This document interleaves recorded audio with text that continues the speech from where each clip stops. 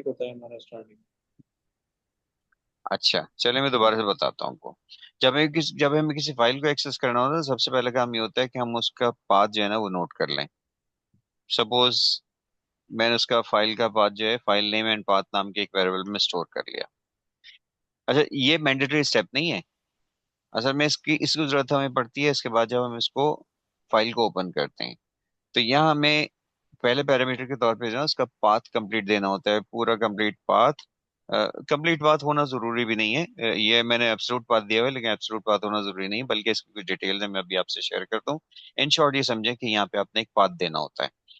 और पाथ देने के अलावा दूसरा पैरामीटर जो है ना उसका वो इस ये बताना होता है कि इस फाइल को आपने रीड करना है या राइट करना है या अपेंड करना है। और इसके साथ मजीद कुछ ऑप्शनल पैरामीटर्स होते हैं, मसलन कि इसकी एनकोडिंग स्कीम क्या है, एस की है, यूनिकोड है। तो वो चीजें होती हैं। लेकिन जो मैंडेटरी पार्ट है ना वो ये है कि फाइल ओपन के साथ आप एक फाइल नेम देंगे। और बेहतर होता है कि उसके साथ आप रीड भी दे दें, अगर आप ना दें तो बाय डिफॉल्ट भी वो रीड ही होता है, लेकिन रीड पैरामीटर देना।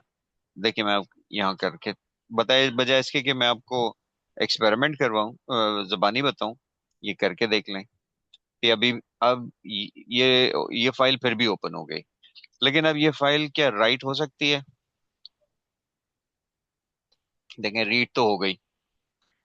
अगर मैं इसको दोबारा ओपन करता हूँ, अब इसको राइट करके देखें एफ डॉट, लेकिन राइट से तो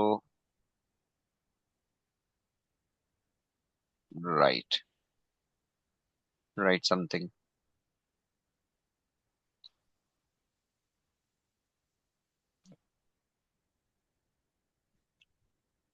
राइट नहीं होगा। ठीक है, तो मैं क्या बता रहा था आपको कि अगर आप पैरामीटर नहीं दे सेकंड पैरामीटर नहीं देते तो बाय डिफॉल्ट भी वो रीड ही होती है। तो रीड करने के लिए जरूरत नहीं होती, लेकिन अगर आपने राइट करना हो तो फिर राइट के लिए ओपन करते वक्त उसका राइट पैरामीटर देना मस्ट है।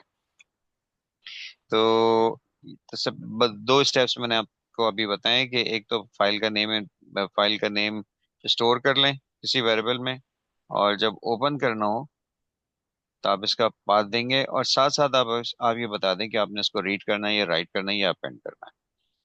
तो फर्ज कीजिए मैंने इसको ओपन कर लिया, रीड कर लिया। ओपन करने के बाद अब आप इसको रीड कर सकते हैं यूजिंग थ्री फंक्शंस। या तो रीड एफ डॉट रीड से, एफ डॉट रीड करेंगे तो सॉरी, एज स्टॉप। वन पूरी file as one single string read हो जाएगी। जी कुछ कह रहे थे आप? Excuse me sir. जी। मतलब अब जैसे हमारे पास क्यूरी आती है बिफोर एग्जामिनर, प्रैक्टिकली भी मैं देने जाता हूँ, भी एक्सपो सेंटर में दोबारा जाऊंगा। तो हम्म। शुरू के घंटे में ये होता है, बच्चे फाइल हैंडलिंग वाला क्वेश्चन लाजमी आता है क्योंकि वो हम्म। कंपलसरी होता है ना पेपर के अंदर। दो या हम्म। तीन फाइलें आती हैं, टेक्स्ट फाइल। तो उसमें यही आता है कि उन्होंने पूरा कोड लिखा हुआ होता है, वो आ रहा था फाइल नॉट फाउंड। अब हम्म। वो उसके लिए उन्होंने ट्राई और एक्सेप्ट भी लिखा होता है, उसमें हमारा वक्त काफी जाया होता है। तो जैसे भी आप कंसोल पे चेक करें, इस तरह करके हम आउटपुट स्क्रीन पे चेक कर सकते हैं इस वक्त, ताकि हमारा टाइम सेव हो जाए कि फाइल मिल रही है नहीं मिल रही। वहां पर आप एडिटर कौन सा देखते हैं यूज कि कर आउटपुट स्क्रीन आईडी नहीं कौन चल सा रही यूज करते हैं? हम आईडी वहाँ पर हर विजुअल कोई यूज स्टूडियो करते कोड। हैं, बच्चे ना डिफरेंट होते हैं, 6-7 होते हैं वहाँ पर एग्जाम के अंदर। वीएस कोड भी होता है उसमें, जो है वो आईडीएलई भी होता है जो आप यूज करते हैं जब भी आप यूज कर रहे हैं शेल के ऊपर। मैं ठीक है। आपको अगर आप आइडियली भी होता है ना तो मैं सजेस्ट ये करूंगा कि आप बच्चों को आइडियली भी प्रैक्टिस करवा दीजिए, क्योंकि दो तरीकों से इसका फायदा है। नहीं नहीं, तो आप असल में ऐसे देखिए तो होता ही है कि वो कैंडिडेट को अपनी चॉइस देता है सीआई। तो वो हर लैपटॉप पे 6-7 कंसोल इंस्टॉल कर देता है। कैंडिडेट बोलता है मुझे ये चाहिए, तो वो उसी पे करता है।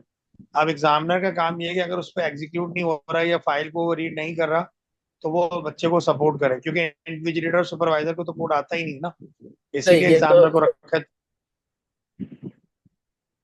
अच्छा। तो ये अच्छा ये चले मैं ऐसे इसकी केस है। ठीक है मैं इसकी डिटेल बता देता हूँ कि वो एरर क्यों आता है और क्या करना चाहिए। एक तो सेकंड अगर हम एक्सप्लेन कर लें अपनी केस, हमारी केस में जो हो रहा है वो आइडियली नहीं है। हमारे केस में हमारे सारे लैपटॉप्स पे VSC, visual studio code code, है। ठीक है। विजुअल स्टूडियो कोड है। और ये CIE के अकॉर्डिंग होता है, मतलब कि हमारा जो टेस्ट सेंटर है उसके ऊपर सिर्फ ही जी बेटा ये VSC मुझे अलाउ करा है। जी बेटा ये मुझे पता है, मैं जो बता रहा हूँ ना आपको वो सारे एडिटर सारी आईडी इस पे एग्जैक्टली सेम होगा। मेरी बात सुन। सही। देखें, मैं ये बता रहा था कि जब हमें फाइल ओपन करनी होती है ना, असल मुझे ये पता नहीं था कि पेन पॉइंट क्या है। मुझे पेन पॉइंट पता चल गया, मैं उसके हिसाब से बताता हूँ आपको। जी फर्ज जी। कीजिए कि मुझे फाइल ओपन करने के लिए मुझे ओपन कमांड ही एग्जीक्यूट करनी है, लेकिन अब इस ओपन कमांड में फाइल का जो असल नाम है वो है इमेज एनालिसिस रिकर्जन एग्जाम्पल। ये मेरी फाइल का नाम है। तो उसूलन तो मुझे यहाँ पे सिर्फ फाइल नेम लिखना चाहिए, लेकिन साथ में एक्सटेंशन होनी मस्ट है, तो एक्सटेंशन भी लिख दिया आपने। अब ये फाइल कहाँ तलाश करेगा? ये सी ड्राइव में भी हो सकती है, डी में भी हो सकती है, सी के किसी अंदर फोल्डर में भी हो सकती है, तो ये कहाँ तलाश करे? तो इसका रूल ये है कि अगर आप सिर्फ फाइल नेम मेंशन करेंगे, तो जो आपकी करंट डायरेक्टरी, जो आपका करंट फोल्डर होगा ना, सिर्फ उसमें से तलाश करेगा ये। अब करंट फोल्डर चेंज कर सकते हैं आप, करंट फोल्डर आप चेंज कर सकते हैं।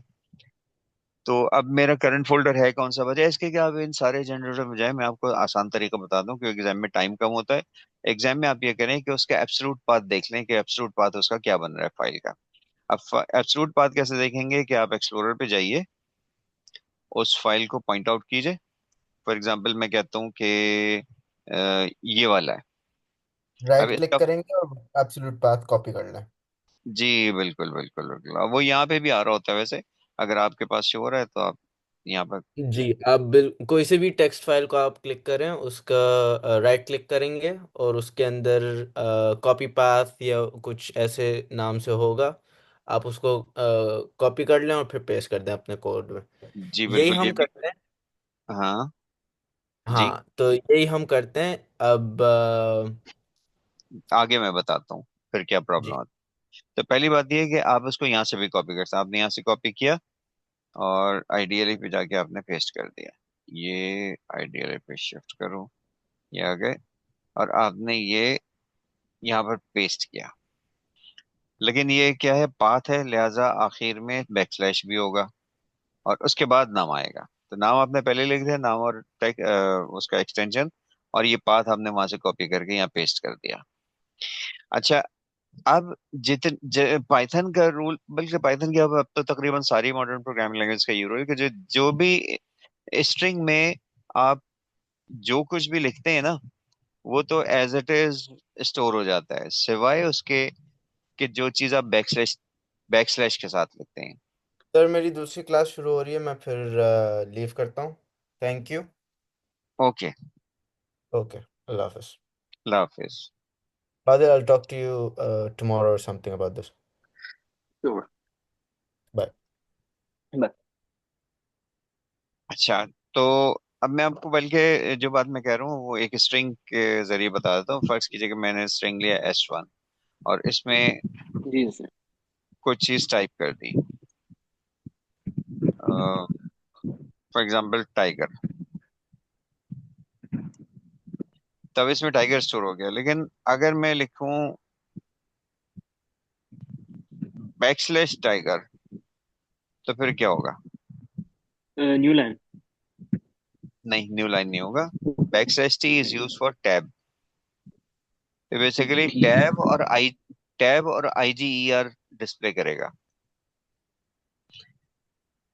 आप देखें, इसको मैं प्रिंट करवाता हूँ, प्रिंट S1 ठीक टैब है। और IGER। तो बेसिकली ये प्रॉब्लम, आमतौर पे लोग यही प्रॉब्लम कर रहे होते हैं। वो क्या होता है कि जब आप फाइल का पाथ लिखते हैं तो उसमें तो बैकस्लैश आता है ना। हाँ, तो टैब होता है।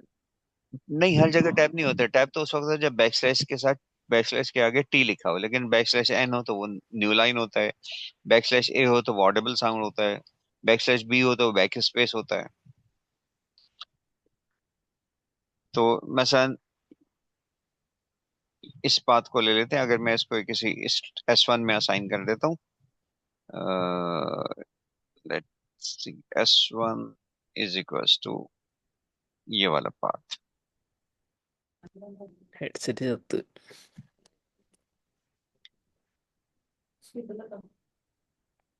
अब अगर आप इसको प्रिंट करेंगे जरा चेक कीजिए क्या आ रहा है और मुझे उसकी वजह आप बताइएगा।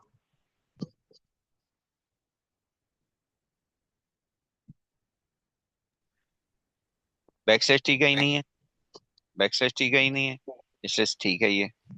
अच्छा, अब अगर मैं इसको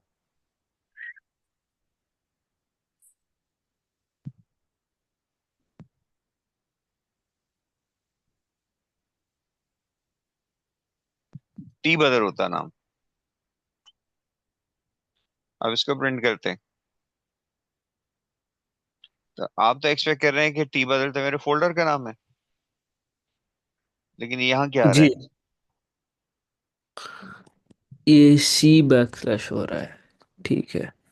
सी के बाद वो टैब आ गया। तो हाँ। जब भी हम पाथ लिखते हैं ना, तो पाथ में तो कोई स्पेशल कैरेक्टर होता ही नहीं है, जो कैरेक्टर लिखे हैं एग्जैक्टली वही होने चाहिए। तो हम क्या करेंगे कि हर बैक स्लैश, आसान तरीका ये है कि बैक स्लैश फॉरवर्ड स्लैश करता हूँ। फॉरवर्ड स्लैश कर दें या इसको डबल बैक स्लैश कर दें। तो अगर फॉरवर्ड स्लैश कर देंगे तो भी सही है। ठीक है। अब ये ओपन हो गया। ठीक। अच्छा, ये मैंने आपको आसान तरीका बता दिया, लेकिन अगर आप इसकी डिटेल में जानना चाहें ना, तो किसी और वक्त हम इसको डिस्कस कर लेंगे। या तो अब छोटा सा हम कितना टाइम बाकी है, 6 मिनट बाकी है, 6 मिनट में इसको कंप्लीट कर लेते हैं पहले। जी। तो वो जो प्रॉब्लम आती है उसके लिए आप क्या करें, एब्सोल्यूट पाथ कॉपी कर लें और जहां बैक स्लैश है वहां डबल बैक स्लैश कर दें। बस ये याद रखिएगा, कोशिश कीजिएगा कि भी आपके फाइल नेम में कहीं स्पेस ना हो। स्पेस होती है तो उसको कभी कभी कभी कुछ ऐसी वो चीजें होती है जिसको स्पेशल हैंडलिंग उसकी की जरूरत पड़ जाती है। तो कोशिश कीजिएगा कि फाइल नेम में कहीं स्पेस ना हो, और जहां भी बैक स्लैश है उसको डबल बैक स्लैश कर दें, और हमेशा पूरा एब्सोल्यूट पाथ लिखें, सी कोलन बैक स्लैश से लेकर ऑनवर्ड। दूसरी बात मैं आपको ये ठीक। बता रहा था, रीडिंग में फाइल रीड करते हैं तो वो पूरी फाइल रीड करता है, कर लेता है एज वन सिंगल टेक्स्ट। अगर आप file dot F dot read line करते हैं तो सिर्फ एक लाइन रीड करता है, जितनी दफा आप रीड लाइन करते जाएंगे वो नेक्स्ट नेक्स्ट नेक्स्ट जी। नेक्स्ट लाइन जो है रीड करता जाएगा। अच्छा, इसी तरह से रीड लाइंस है, रीड लाइंस है वो पूरी सारी लाइनों को रीड कर लेता है, लेकिन वन आपको बाय रिटर्न करता है नहीं, वन बाय वन नहीं करता, वंस करता है, लेकिन वंस। रिटर्न, हाँ रिटर्न करता है as one single list. Okay. Okay. अभी ऐसे। एक्स, अभी एक्स जो है वो लिस्ट है, ठीक एक्स है। जीरो इसकी पहली लाइन है, एक्स वन इसकी दूसरी लाइन है। ठीक है। अलबत्ता अब तीन बातें आपको पता चल गई। एक तो फाइल का पाथ एब्सोल्यूट देना है, स्पेस नहीं ठीक है। रखनी, बैक स्लैश को डबल बैक स्लैश कर देना है। ये तीन बातें नाम से रिलेटेड। उसके बाद रीड कर सकते हैं, रीड लाइन कर सकते हैं, रीड लाइंस और कर रीड सकते लाइन भी कर सकता है। ठीक है। हैं। लेकिन एक और चीज है, मैं इसके लिए मुझे उसको दोबारा ओपन करना पड़ेगा। अब मैंने ओपन किया, जी। अब मैं लिखता हूँ x equals to f dot read. F dot read लिखा तो अब ये किस टाइप का होगा, एक्स किस टाइप का होगा, स्ट्रिंग। स्ट्रिंग होगा, राइट।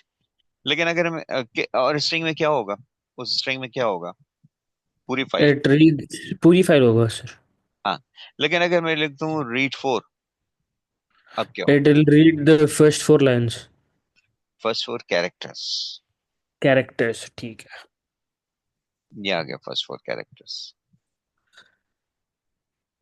जीरो सर टैब जब जीरो टैब। फाइल ओपन कर रहा है ये भी कर सकता है, अगर दोनों ये पाइथन कंसोल और फाइल एक ही डायरेक्टरी में हो तो you can put it as the name of the file, right? Like yes, instead of doing the बिल्कुल फुल पाथ।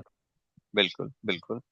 वही मैंने शुरू में कहा था कि जब आप अगर आप आपकी जो करंट डायरेक्टरी है, करंट डायरेक्टरी में ही आपकी फाइल हो, तो फिर आपको पाथ देने की जरूरत नहीं है। ये मैंने शुरू में बात की, क्योंकि मेरे पर कहा कि आप बजाय इसके कि इसकी असल में और भी डिटेल्स हैं कि रिलेटिव पाथ भी दिया जा सकता है, लेकिन मैं सोच, तो उसको मैंने बजाय इसके कि मैं बहुत सारे ऑप्शंस आपको अभी बताऊं, आप इस वक्त तो आपको फोकस एग्जाम है ना, तो इसलिए मैंने शॉर्ट टाइम में एक जी। एक कंक्रीट सोल्यूशन बता दिया आपको बस। जी। और ये जो बता रहा हूँ ना, ये कभी कभी इसकी जरूरत पड़ सकती है कि वो क्या, इसलिए मैं आपको ये डिटेल बता रहा हूँ। तो जब आप एफ रीड के बाद ब्रैकेट में 4 लिख, कोई नंबर लिख देते हैं, तो वो उतने कैरेक्टर्स रीड करता है। अब अगर आप दोबारा एफ डॉट रीड लिखेंगे, तो अब कहाँ, फॉर एग्जाम्पल अब मैं कहता हूँ एफ डॉट रीड 10, तो अब कौन से 10 कैरेक्टर होंगे जो पहले रीड हो चुके हैं, वही होंगे या उसके बाद जीरो वाले? टू नाइन इट नहीं, रीड्स वंस आफ्टर। इसके नहीं बाद के 10 कैरेक्टर रीड करेगा वो। जी, ठीक है ना, शुरू के 4 कैरेक्टर्स तो ये लिखे हुए हैं, हमने ये ऑलरेडी ये चार रीड किया कैरेक्टर। है। हाँ, जी, तो उसके बाद के 10 क्या होंगे? ये 1 से शुरू होंगे और E1। ऑनवर्ड जाएंगे। तो अब जी, हम देख लेते हैं इसको।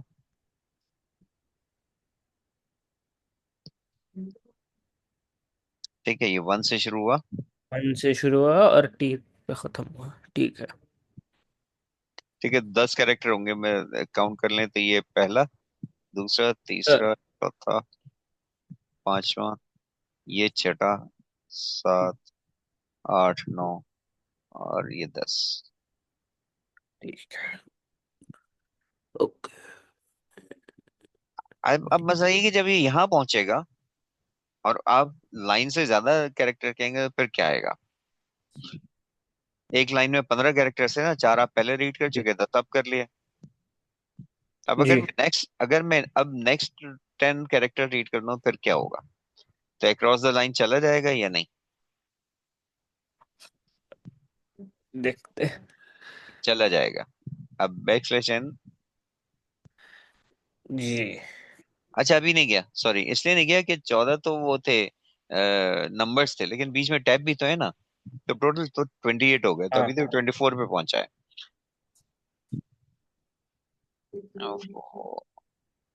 Alt P.